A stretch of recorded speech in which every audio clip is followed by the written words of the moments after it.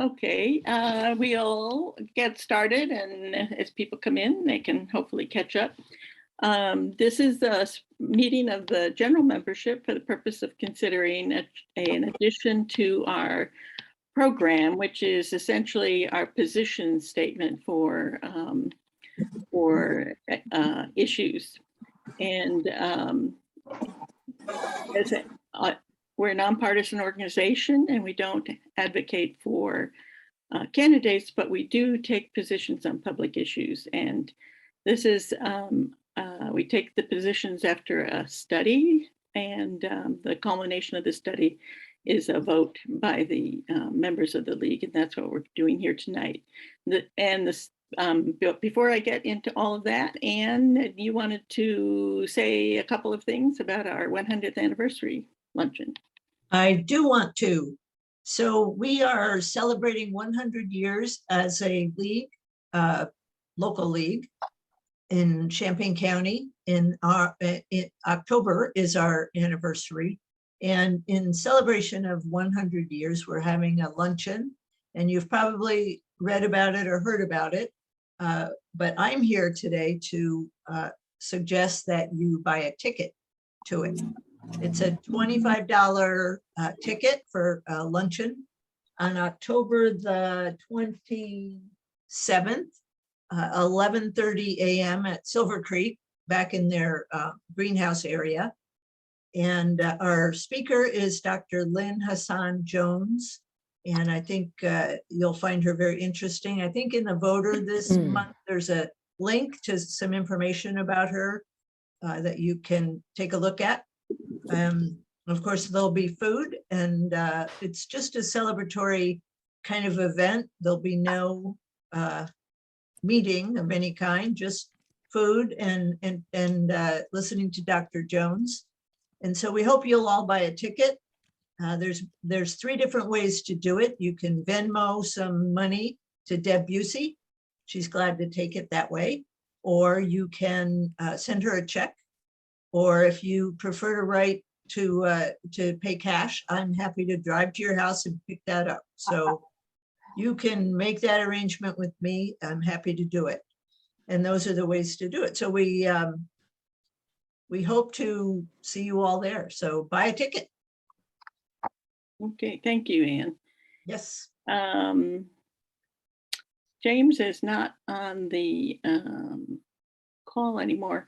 Carla has some issues. Anne, could you look at those? Yes. Yeah, okay. But James is here as well. Okay. Okay. So the study that we did was first proposed in the May 2021 annual meeting. And as I say, the positions that we take in as a local league support our advocacy of those issues.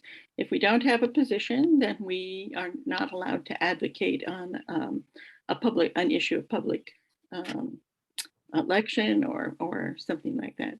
So we have I'm going to do a brief PowerPoint, and as we go through the PowerPoint, we're going to vote on the issues that were the subject of the study, one by one, and the requirement for changing or adding to our program, our position statement, is a 2/3 vote. So that's what we're looking for.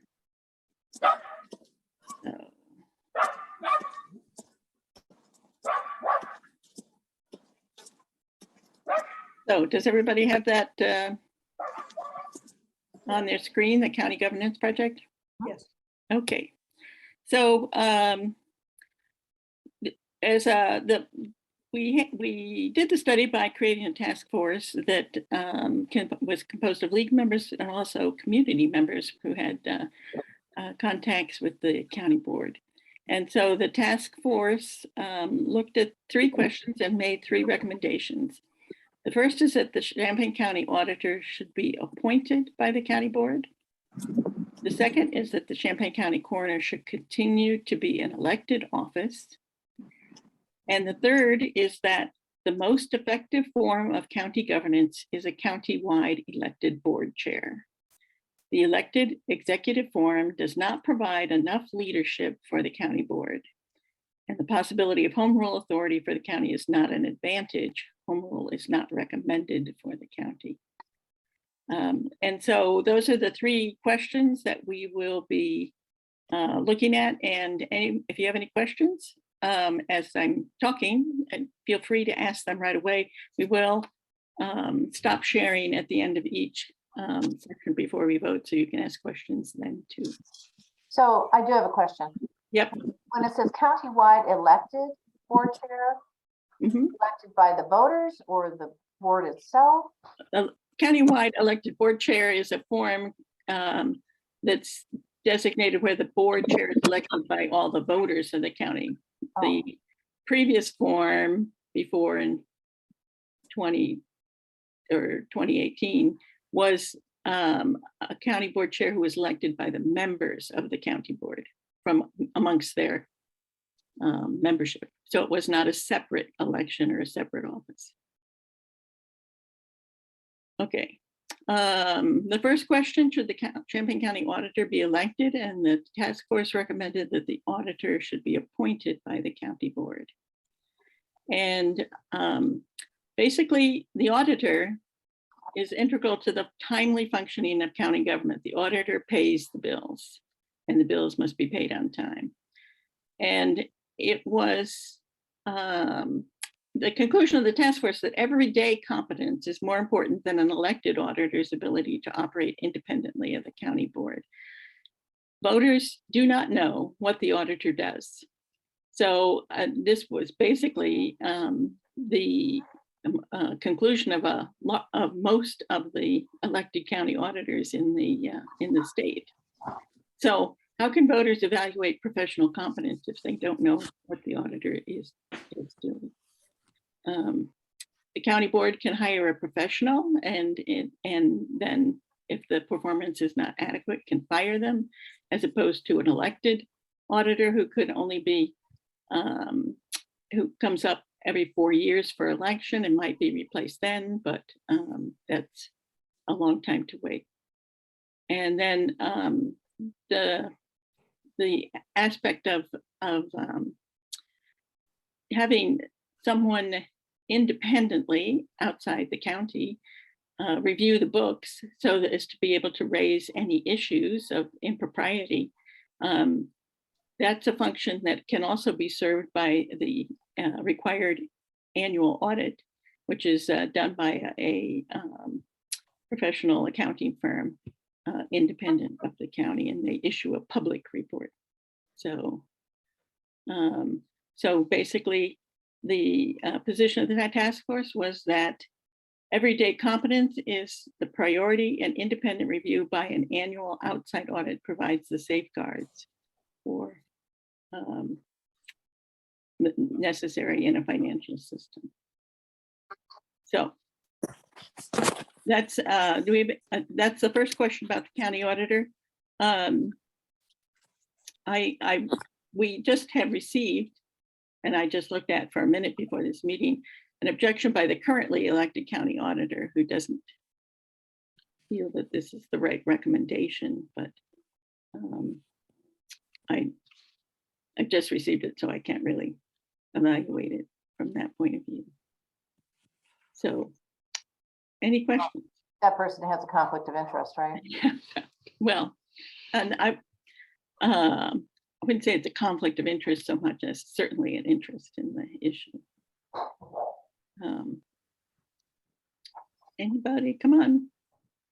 Now's the time to ask your question. So let me take a poll here. How many of you know what the county auditor does? Only what you just told us. What you said, yeah. So the when you say county auditor, you kind of think of this person who comes in after the fact and then looks at the books. But in fact, the county auditor looks at all the bills to be paid before they're paid in order to make sure they're appropriate under policy. So it's an everyday kind of office and greatly affects the functioning of all the other offices at the county. So if there aren't any questions, we can have a vote. We have 32 people here, so 2/3 is 21. So we don't have a vote app right here, but we do have a reactions thing at the bottom of your screen. And you can have a thumbs up, or I guess a thumbs up, or how about I'm not sure what we would do for a negative, but if there are Red X. Hmm? There's a red X. There's a red X. Okay, so you can go ahead and vote. Oops, what happened? So Jesus.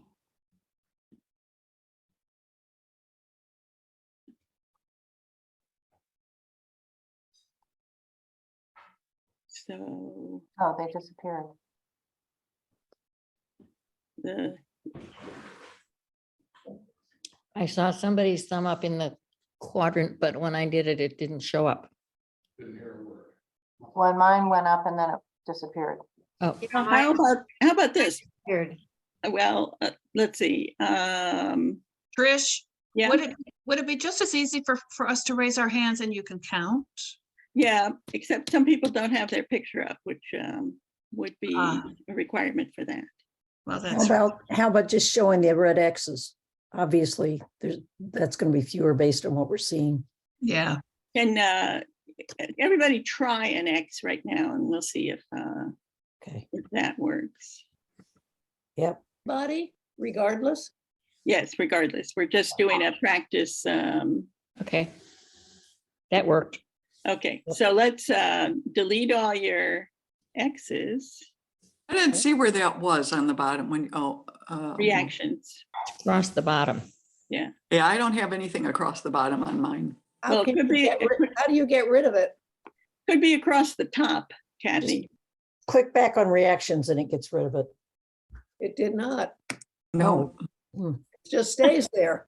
Okay, For the reactions, I believe you have to re-click the same one that you did, and then it should uncheck it, but it will stay. Ah, yes, right, that worked. And instead of thumbs up, maybe we should use the green check if you're voting yes, because that doesn't seem to go away. Yeah, correct. Yeah, the So if green you use checks and the green red check, X's will maybe that we stay. can Okay. count better instead of a thumbs up. Okay. okay, sounds good. So are we voting now? We're voting now, green check or red check. Red X. And Trisha, the green check it represents to make it an appointed position. Is that correct? The green check represents adopting a position that the county auditor should be appointed. And Jennifer, I know you don't have a check, but you said that you are against that, so you would be a No. no. Kathy, you don't have any, is that, you don't want to make a decision? Is that right? That is- Oh, Okay. you're muted, Kathy. That's okay. If you don't have to vote, I'm just saying that if you did want to. Okay, so Deb, can you be in charge of counting? Okay, if I can get to the next page. 22, 23, 24, 25, 26, 27. Looks like there are 27 yes votes. And No. There's more than No? that. Actually, there's 28. Deb. 28, okay, sorry. Yeah. okay, 28 yes, and 3 no, and 1 abstain. And that's I don't see any no's. Has anyone voted with Yes. the red X? Jennifer. Jennifer did. Yeah. Okay. Okay. And there was Christine. Oh, Christine has changed from red to green. Okay, I'm sorry to be so clumsy about this. It hadn't occurred to me that this was going to be a technological process. Okay, so that is approved. And so And I might suggest if you click on the participants, it will also show their vote. And so you don't have to look at the Oh, picture. yes, You can just look at the column. yeah. I Oh, do it's so helpful to have people who know things. Oh, yeah. I think I just noticed too that it will also tally up the checks and then like the no's as well. So Oh, Where? Okay, so the next question is whether the county coroner should be elected. Both the county auditor and the county coroner issues were on the ballot several years ago, along with the recorder, and all three were rejected by the voters at that time. The league didn't take a position because we hadn't had a study. Since then, the recorder position has been abolished by referendum. That occurred in 2020. But the other two could be placed on the ballot by county board vote or by a citizen petition. So should the coroner be elected? The task force recommended that the coroner should continue to be elected. And for the reasoning for this was that the coroner's office is outward facing. The coroner deals with the public and law enforcement as opposed to the auditor, which is inward facing. And the voters basically understand what a coroner does. And we've all watched enough TV with crime shows to know what coroners do, and have a much better handle on evaluating competence in the office. And the other important point is if the coroner's office is abolished, a medical examiner system is required by state law. There's not an appointed coroner. You have to have a medical examiner who is a licensed physician. And other counties which have the system of medical examiners have found very small candidate pools for that position and higher expense. And so since there are really no current problems and people are well informed about what a coroner does, it seemed that the issue of expense also weighed on leaving the office as elected. And basically the present system works well and is less costly. So any questions about the coroner? Anne? Are you saying that in state law, the only two options are an elected coroner or a medical examiner? Yes. You cannot, does it prohibit an appointed coroner? It doesn't specifically prohibit an appointed coroner, but by several legal theories that limit what counties can do, they basically don't have the authority to appoint a coroner to take care of an office that the state law says, if you don't elect one, should be done by a medical examiner. In other words, it doesn't specifically say yes or no. It doesn't talk about it at all, but that means basically no under Illinois law. And are there any counties that have appointed coroners? Not that we know of.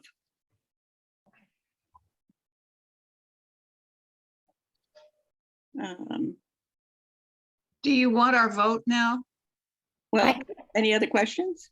Yeah, I do. I have, in the video, it was pointed out that in some situations, if a problem were to arise with a sheriff, that the coroner would step in.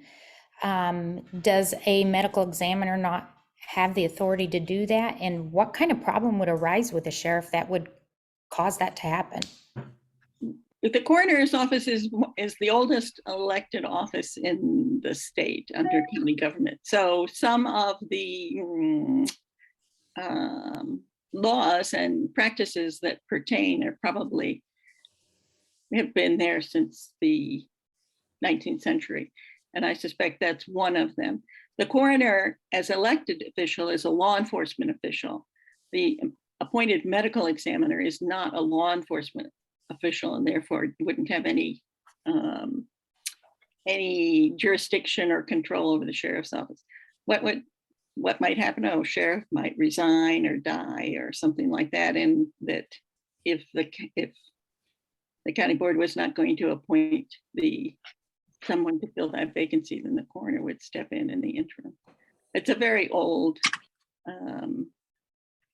practice, probably from around the time when there weren't that many people in the county. So I don't know if it's ever came up, but I believe that the coroner has the authority to arrest the sheriff. He's like one of the few law enforcement people that can arrest a sheriff. So that's part of it, but I don't know like when or where that would come up. it sounds like a risky thing to do, doesn't it? Sounds like a trivia question to me. Yeah. Okay, any other questions? Okay, then we can go and vote. You can put a green check mark or raise your hand. And Deb, you can check with the participant list.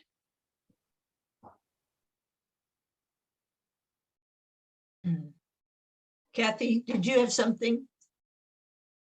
You're muted though. I'm voting yes. Okay. Some people had green check marks, but when they clicked them again, they disappeared. So check your, Yeah.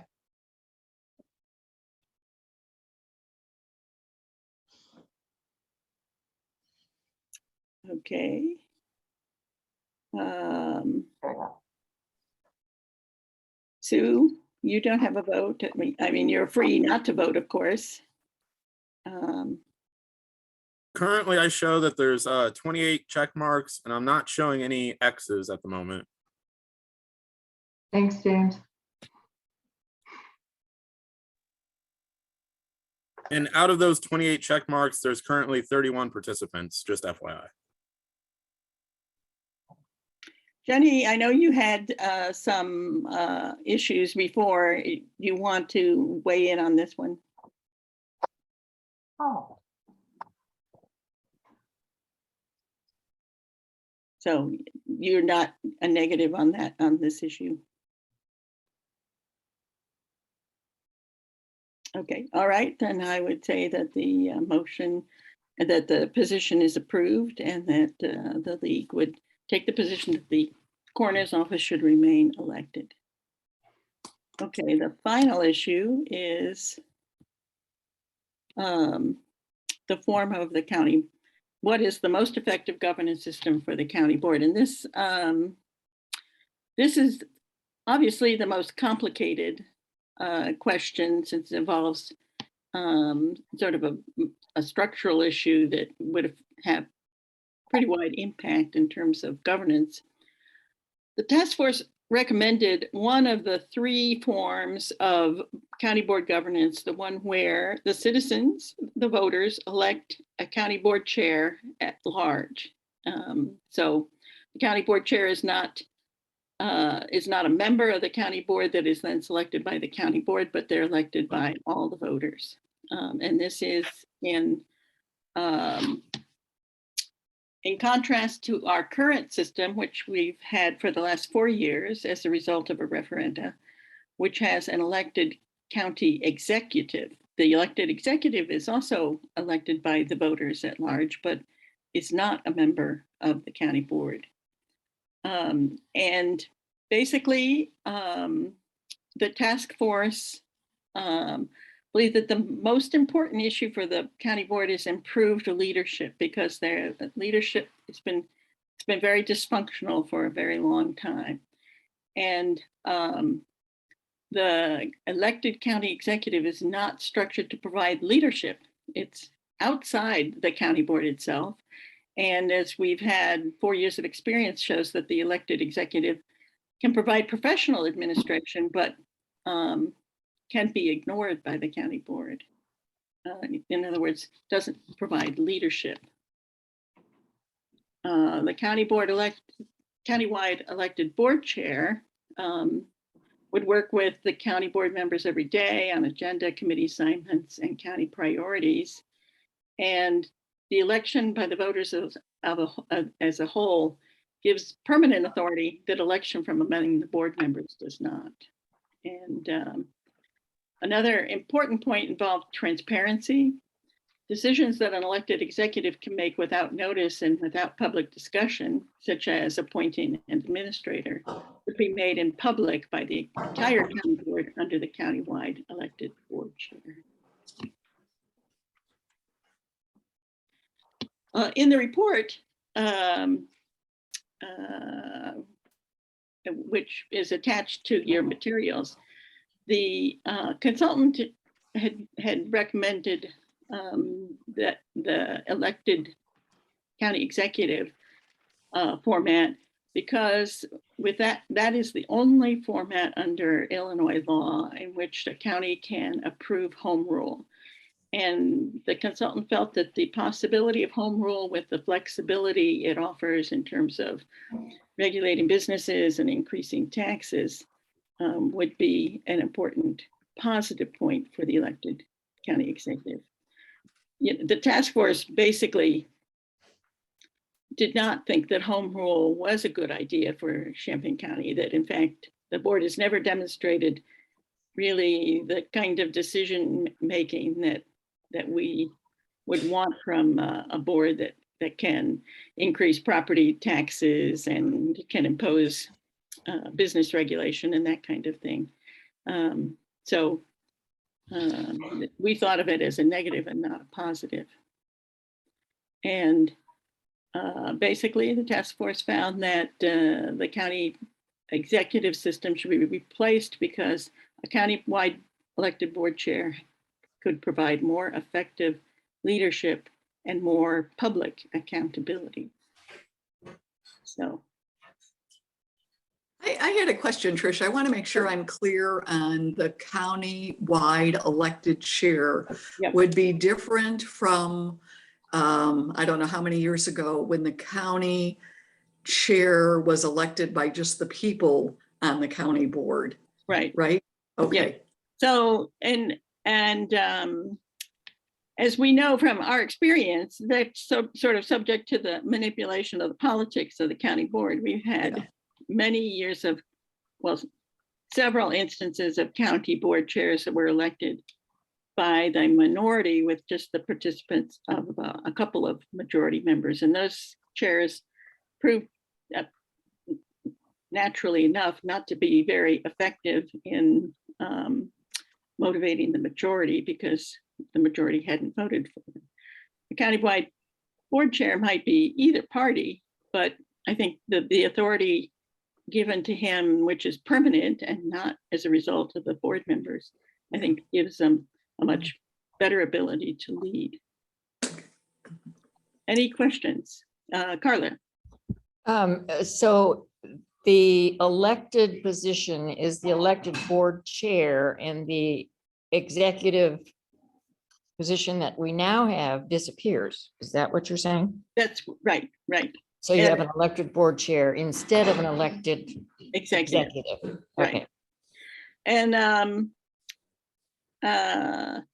the elected board chair, in the 10 counties that have this format already, which are mostly the collar counties, the more populous counties in the northern part of the state that have found it a better form than the default Trish? board chair. Yeah. Trish, you've got Bonnie. Quick clarification.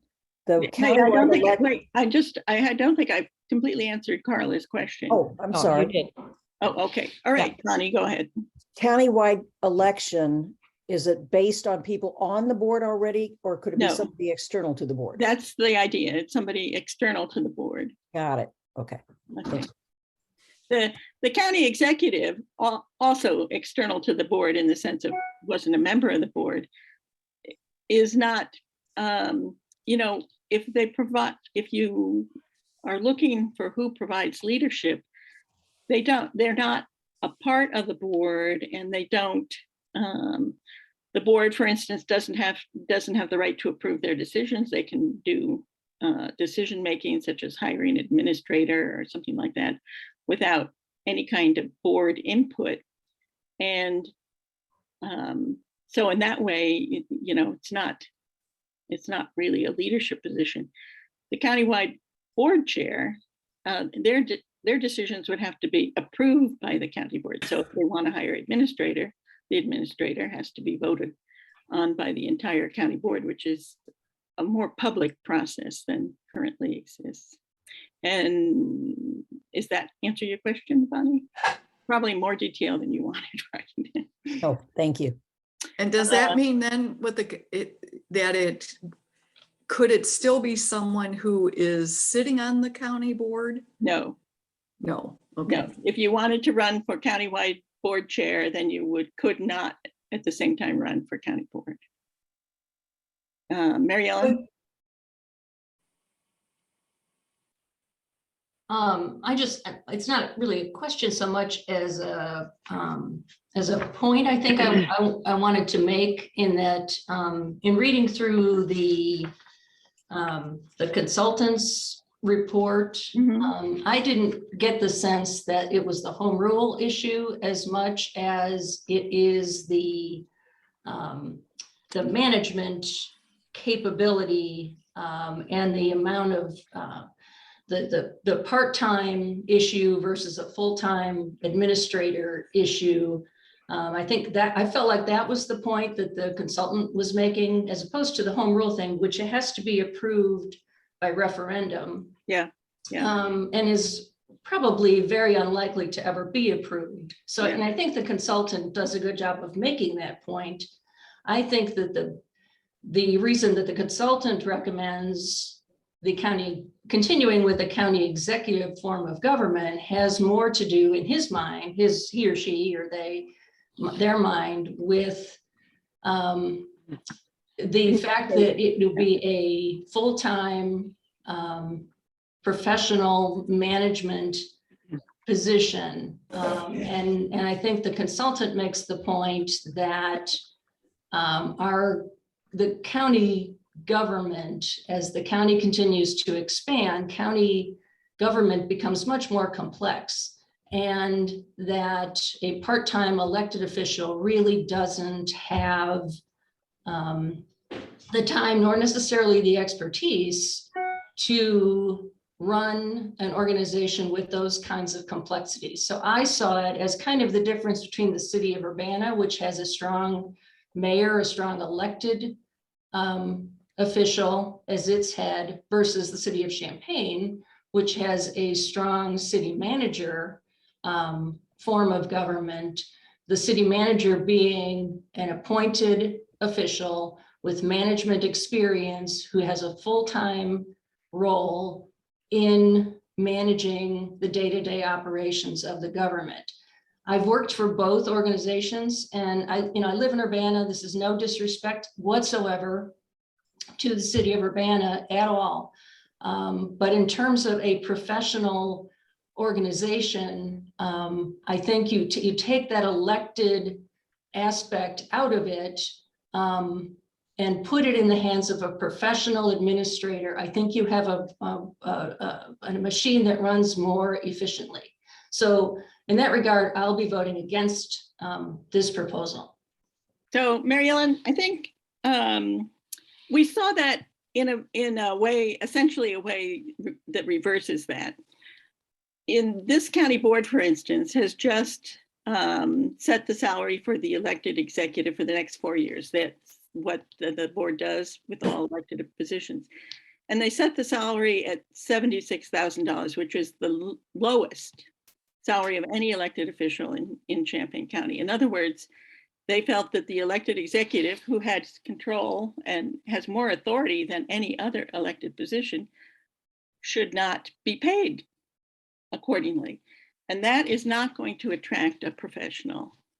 No, and I agree with you wholeheartedly. I think in concept, I still feel the executive form of government is the better form of government. Unfortunately, the individuals in this case have completely disregarded the way the intent of this, of this format. However, I don't think you throw the baby out with the bathwater. I think I think it's important to give this for our voices to be heard Mhm. about that particular issue, about the salary of this individual, that we believe that we need to give this more time. I mean, we've had one county executive, good or bad, right or wrong, you know, that we have not given this an opportunity to work. And I think that we need to voice our dissatisfaction with the county board, essentially, you know, cutting the knees out from under that position by putting that salary at that level. But I don't think we go to I don't think we take the position that, well, we tried, it didn't work. I just think we haven't given it a chance. And I think there are other avenues for us to follow, to try to get this, to right this ship, if you will. Yeah, yeah. I understand what you're saying. Deb, did you want to say something? I noticed. Yes. Yes.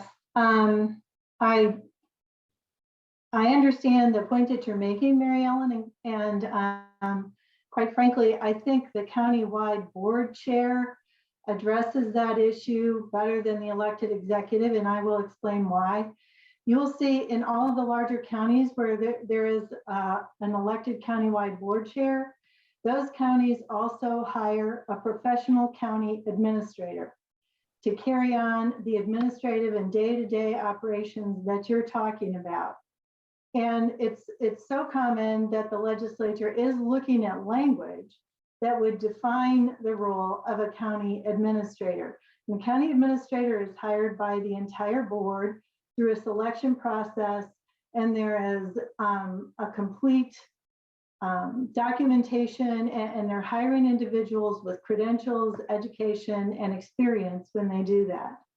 The elected executive can run, any individual in the county can run for the position of elected executive. They don't have to have any educational credentials or experience to do that. And so our belief was that it's just like the city of Champaign, you know, the mayor is the elected, you know, official, but the council hires a manager. This looks at a countywide board chair as the official head of the board and the political entity, but the board then hires a professional administrator to handle all of those. And they are complex administrative operations for county government. And I think one of the aspects and one of the reasons why this works better, we think, is that the administrator is then responsible to the entire county board. If the elected executive hires an administrator, which is in the plans, that administrator is hired solely by the elected executive and is not approved by the county board. And that's going to create a different relationship of working with them. So if the county administrator is responsible to the board through the county board chair, it's more likely to be a closer and you know, productive working relationship than if it's just someone who doesn't report to the board at all, only reports to the elected executive. And Yeah, so, that's helpful. yeah, yeah. It's the sort of the removal of the county board's interaction with the elected executive that means that they can't really exercise much leadership ability, right? Because they're acting on their own and they don't need to consult with the county board about most of the things they do. And consequently, the natural tendency is not to consult with the county board. I have a question. Yep. Is there a requirement that a county administrator would be hired, or is that just a presumption? In the budget that the county has approved, at the same time they approved the salary for the county executive, they budgeted money for a professional administrator. Okay. And I would just add to that too, that before the elected executive form of governance went into effect in 2018, in 1989, the county board adopted a county administrator form of governance. And so they passed resolutions that indicated they were going to hire a county administrator defining all the roles and responsibilities for that position. And that was in effect until the elected executive form of government was not in effect. And they would probably do something similar, making a commitment to that structure if there were not an elected executive.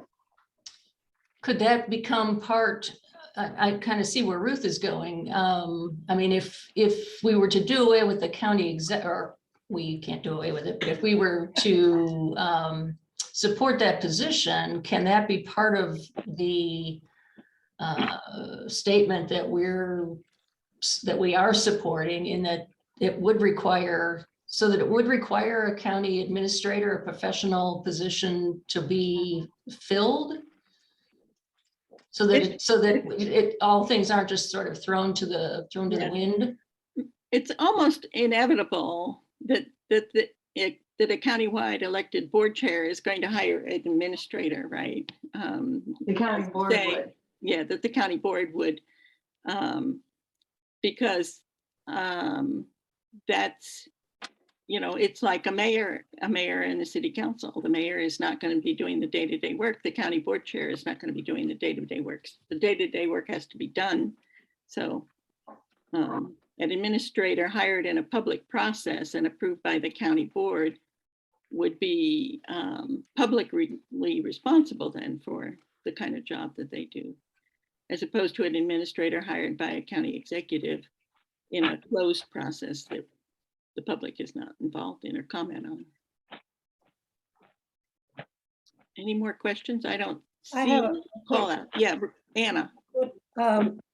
What is the term of office, the length of the term of office for the elected board chair? 4 years. It is 4 years. Okay. Yeah. And is it written into that job description that an administrator must be hired? Go back to the earlier? No. No. And could we put that into our recommendation? I'm not sure that it would be, it wouldn't be binding on a county board or a future county board, so I'm not sure. I hate to be cynical, but what if the person just doesn't feel like doing that? Then they have to do all the work themselves, which is a definite. I mean, it doesn't make any sense, but. Well, I don't think the county board could function without an administrator, because what they want done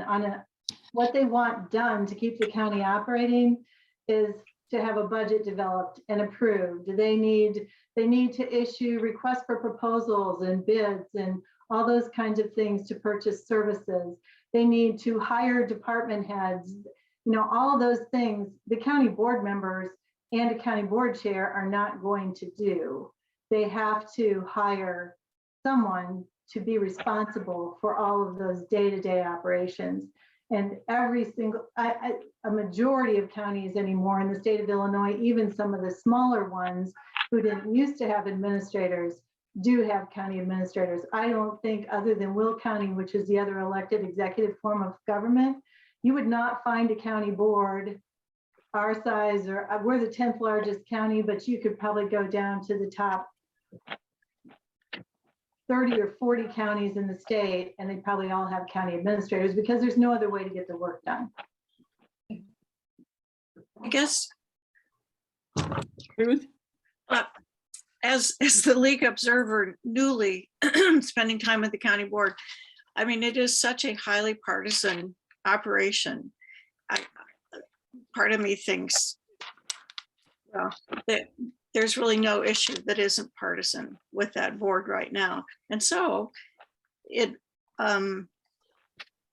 just bespeaks, I think, the need to have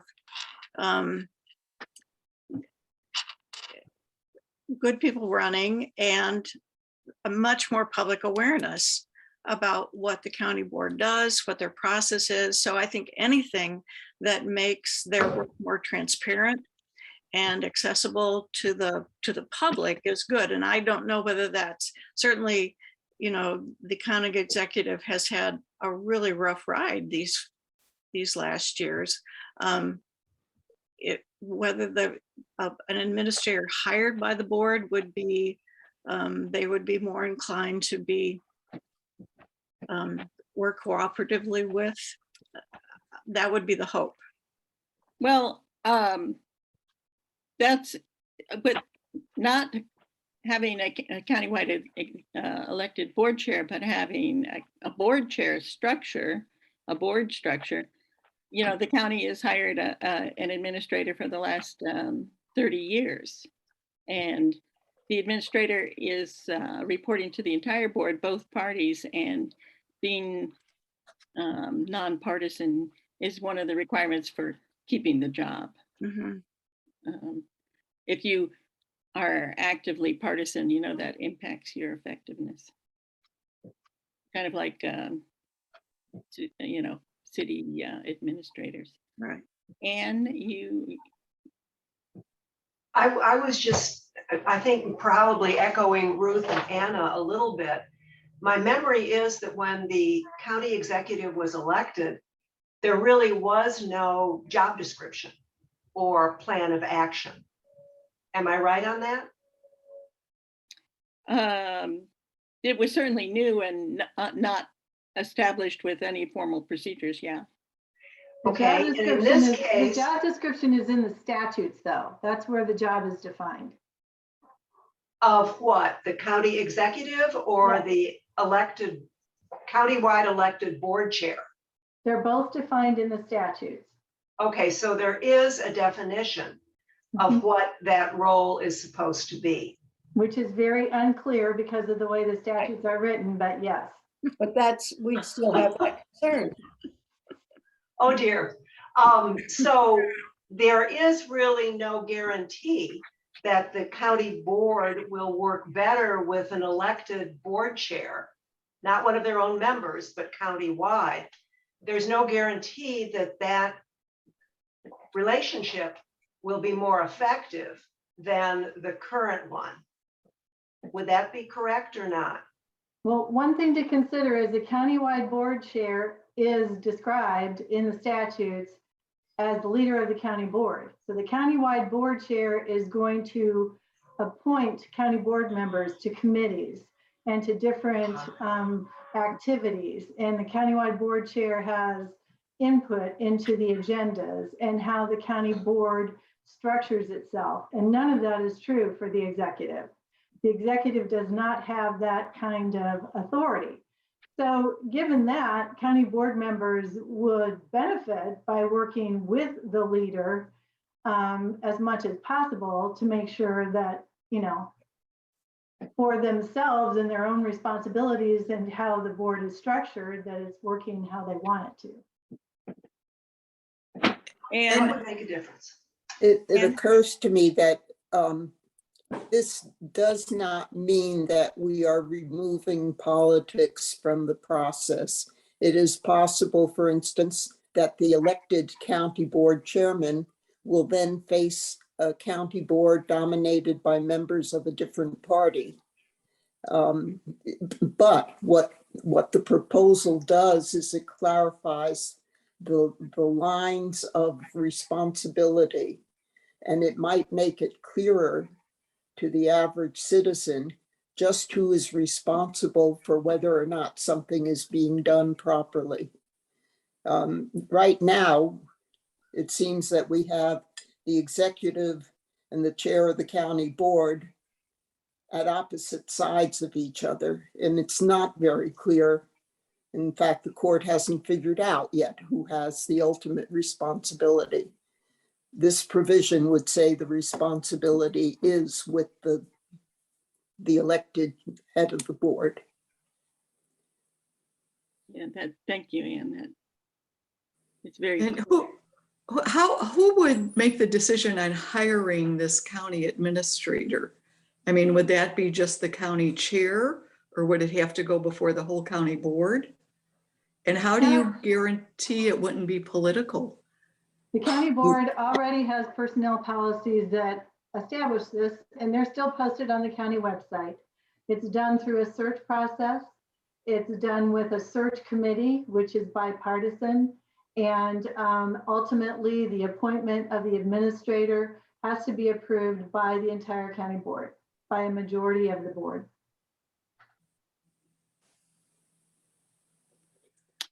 Any other questions? I can't see everybody, so you may speak up. Karen, you're muted. Okay, I had a question responding to Mary Ellen's point. 4 years is a long time to go through if we kept the current system. Just hoping that the board shapes up and becomes more,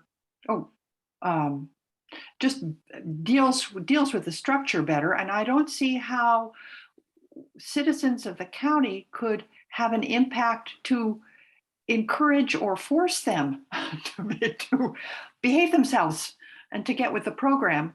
So there was that. 4 years is a long time to go, with another person, and the jockeying for power between the board and the independent executive. The other element that I think argues for what this report is recommending is the question of transparency. That really clinches it for me. So that's all I had to offer. But it is true that the consultant recommends sticking with the county executive form of government. Yep. The task force did not accept the consultant's recommendation. That's right. Any other questions? You guys feel ready to vote, or? Oops. Sure. Trish, I have a question. Sure, go ahead. So currently we have, 11 districts, right, representative? 11 districts with 22 members, yeah. Yeah, and so would the chair be an at-large position? How would that look like? Okay. Yeah. That would be the way it would. Any other questions? Don't want to rush anybody. So No. I have a question. Claudia. So again, the task force felt they decided not to accept the recommendation of the consultant because of the way things have been working currently in our county, or what was? I guess we prioritized the transparency involved with a countywide elected board chair, and also the ability to be a leader in that form. And I think we prioritize those things higher than the consultant did.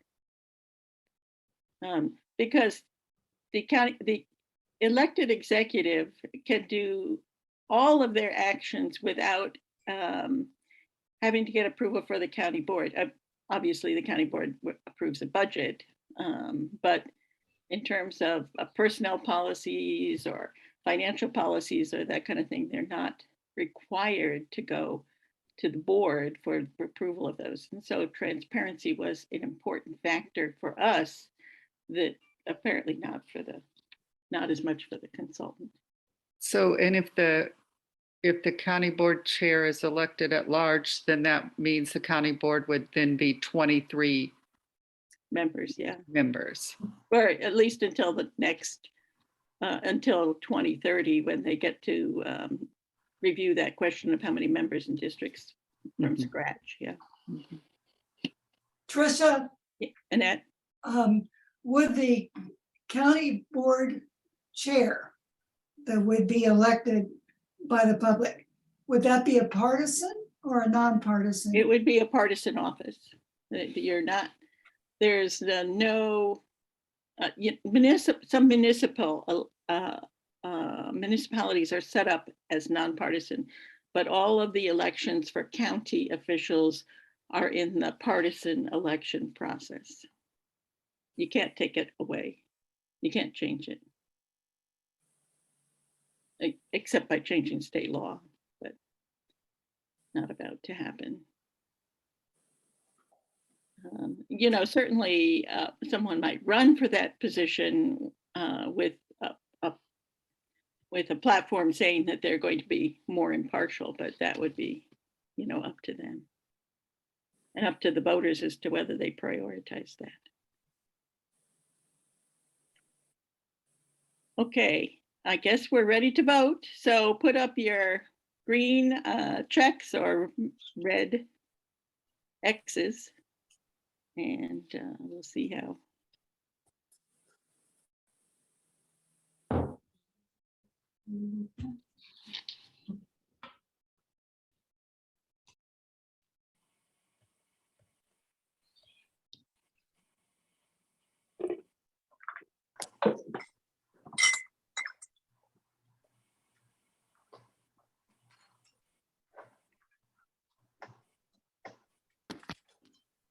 So everybody had a chance to vote.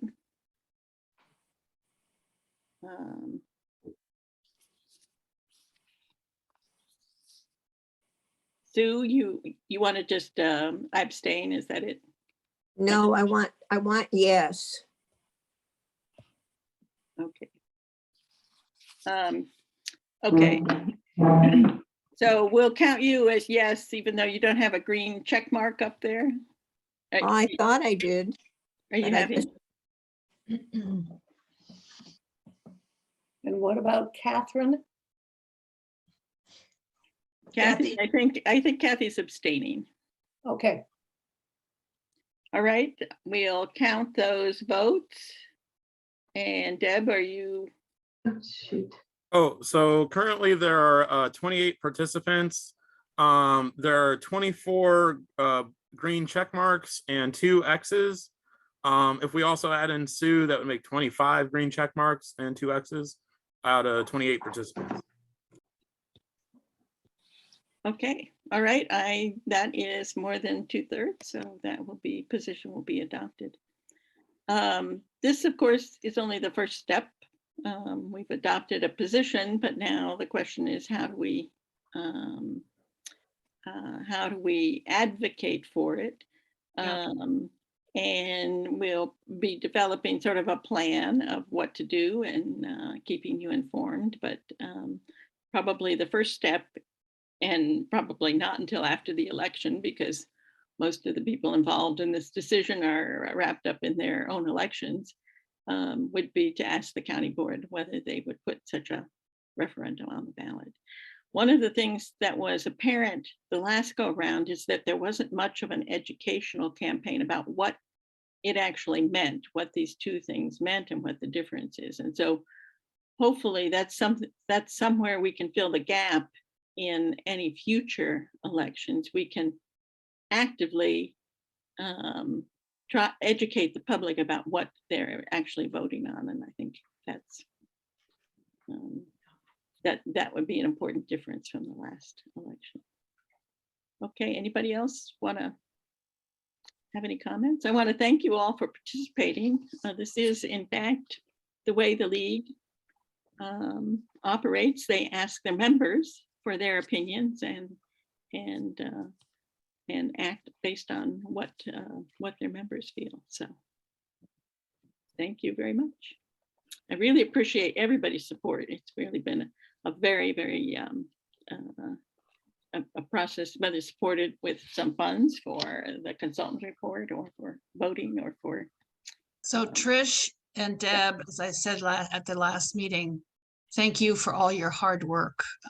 You have really stepped up on this. So thank you very much. Okay. And to the task force. Yes. Oh yeah, Kathleen, as a member of the task force. Thank you. And whoever else is here. Okay, that's it. And that's an hour meeting, and I'm glad we got it done. But I hope everybody felt they had as much time as they needed to consider. All right, thank you. All right, Thanks, thank you. Trish.